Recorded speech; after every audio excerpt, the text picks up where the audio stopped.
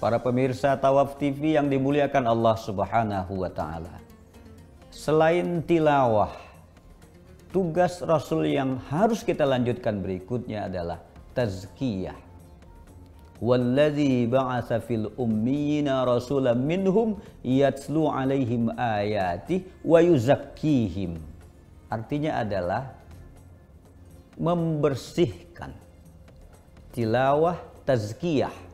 Nah, membersihkan itu ada dua hal. Membersihkan diri kita sendiri dan berupaya untuk membersihkan lingkungan kita. Disebut dengan tazkiyah an-nafs dan tazkiyah al-bi'ah al-ammah. Nah, saya dan kita hari ini di Ramadan yang mulia ini diberikan kesempatan untuk kita memperbaiki diri kita, memperbaiki nilai-nilai rohani kita. Maka setiap malam kita diajarkan dengan doa yang luar biasa. Allahumma innaka afuwun karim tuhibbul afwa fa'fu anna ya karim. Ini kan luar biasa. Allah ya Allah, Allah innaka afuwun karim, innaka afuwun karim. Kita mohon keampunan kepada Allah. Kita mohon Allah berikan kita kemaafan. Bukankah Allah cinta kepada orang-orang yang bersih, orang-orang yang diberikan kemaafan, taubatnya diijabah oleh Allah. Keinginan untuk itu adalah bahagian upaya kita tazkiyatun nafs.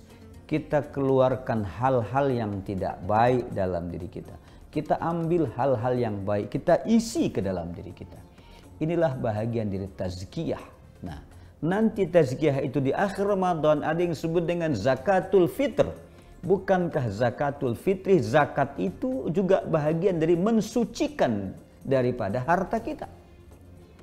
Maka zakatnya nafsu atau zakatnya diri kita adalah yang disebut dengan puasa. Sementara zakatnya kita punya harta berbagi dengan yang lain. Khudh min amwalihim sadaqah tutahhiruhum wa tuzakkihim biha. Ambillah dari harta kamu itu zakat atau sedekah. Gunanya apa? Tutahhiruhum, membersihkan kita punya harta, wa tuzakkihim biha, dan membersihkan kita punya diri, tazkiyatun nafs.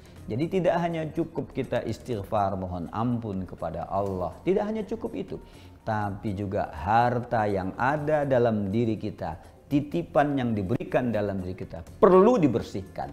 Jadi ini namanya tazkiyah an-nafs. Ada yang kedua adalah setelah kita membersihkan kita punya diri, membersihkan kita punya harta, ada yang tugas yang tidak boleh kita lupakan yang disebut dengan tazkiyah al-bi'ah al-ammah, yaitu membersihkan, mengajak orang-orang di sekitar kita dalam lingkungan kita untuk menjadi insya Allah orang-orang baik. Dalam istilah saya yang lain, kalau untuk soleh sendiri namanya adalah soleh. Kita disebut dengan kesalehan sosial, saleh diri sendiri, bagus diri sendiri. Tapi ketika kita berhadapan dengan lingkungan kita cuek, kita tidak mau tahu, nggak bisa juga. Kan banyak sekarang begitu. Ah mah yang penting bukan gua mah, yang penting bukan keluarga saya, yang penting bukan anak saya. Sehingga anak tetangga kita tidak berani untuk mengingatkannya. Apalagi sekarang banyak yang takut. Ketika kita jadi guru misalnya, ngingatin anak dengan bahasa yang tidak santun, atau sedikit agak kasar, atau sedikit agak keras suara kita, nanti anaknya bisa kemana-mana, bisa disampaikan kepada siapa. Maka saya ingin mengajak kita jangan pernah takut ketika kita menyampaikan kebenaran, tentu dengan cara yang benar. Maka tidak boleh cuek dengan lingkungan kita, tidak boleh mendiamkan itu semua. Itu bahagian dari tazkiyah al-bi'ah al-ammah, tugas untuk mengingatkan saudara kita yang lain. Sekarang ini kita tahu betapa mudahnya orang mengakses hal-hal yang tidak baik. Tentu media yang ada di tangan kita, tergantung kita menggunakannya. Kalau kita insya Allah punya pikiran yang jernih, punya hati yang bersih, tentu itu adalah fasilitas saja. Tinggal kita mau melihat yang baik kita. tinggal kita mau terperosok kepada yang nggak baik juga kita. Karena itulah Ramadan ini adalah salah satu bulan yang meluruskan kita, yang mengingatkan kita. Karena makna dari Ramadan itu adalah imsak, menahan diri dari hal-hal, tidak hanya membatalkan puasa, tapi menahan diri dari hal-hal yang mengurangi nilai-nilai puasa kita, nilai-nilai ruhani kita.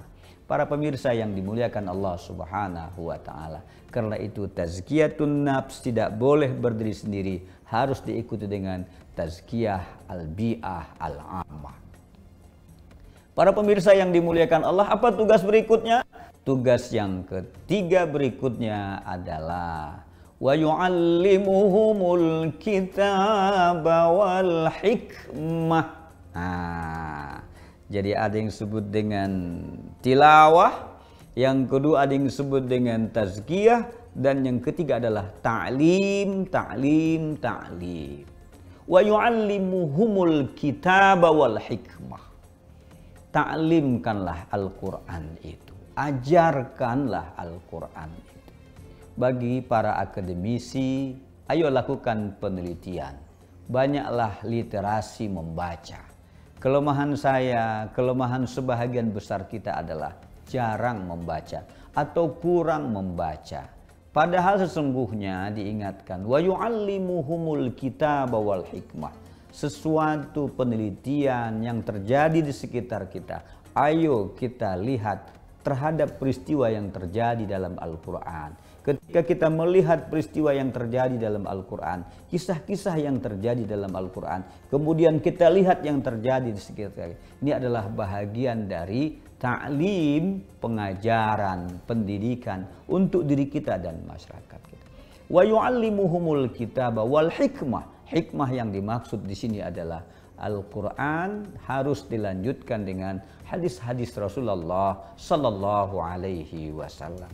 Kelemahan saya, kelemahan kita tentunya adalah mungkin tidak sesering membaca Al-Quran dibandingkan dengan kita membuka atau membaca hadis-hadis dari Rasul kita, Nabi kita Muhammad Sallallahu Alaihi Wasallam. Andaikan dua-dua ini, Al-Quran kita rajin dan Al-Hadis kita juga rajin untuk membacanya, rajin untuk mentaklimkan dan mendiskusikannya, saya hakul yakin tugas kenabian yang Rasul tinggalkan ini akan selalu menjadi komitmen kita semuanya. Kesimpulannya adalah melanjutkan dakwah Rasul berarti kita harus melanjutkan tilawah. Melanjutkan dakwah Rasul, kita harus berani untuk tazkiyah, khususnya tazkiyah al-bi'ah al-ammah. Dan melanjutkan dakwah Rasul, kita harus menghidupkan ta'lim. Tiga ta, tilawah, tazkiyah, dan ta'lim, tazkiyah, dan tilawah. Tiga hal ini tidak boleh dipisahkan antara satu dengan yang lain. Ini adalah merupakan tugas kita semuanya. Para pemirsa yang dimuliakan Allah Subhanahu wa Ta'ala, selamat melanjutkan ibadah Ramadannya. Mudah-mudahan Ramadan kita tahun ini lebih baik dan lebih diijabah semua doa-doa kita insya Allah. Terima kasih para pemirsa semuanya.